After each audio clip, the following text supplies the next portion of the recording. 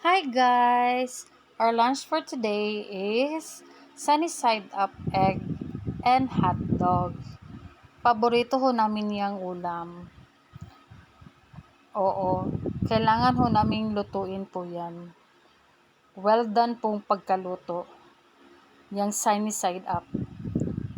Tapos mamaya ipapakita ko na lang yung hot dog na luto na. Sorry hindi ko ho napakita yung paano naluto. Yan po yung hotdog natin. Luto na po yan. At iba-iba ho tayong pamamaraan sa pagluluto ng hotdog. Ang sa amin kasi is, kailangan namin ho pakuluan ng tubig bago siya ilagay sa mantika.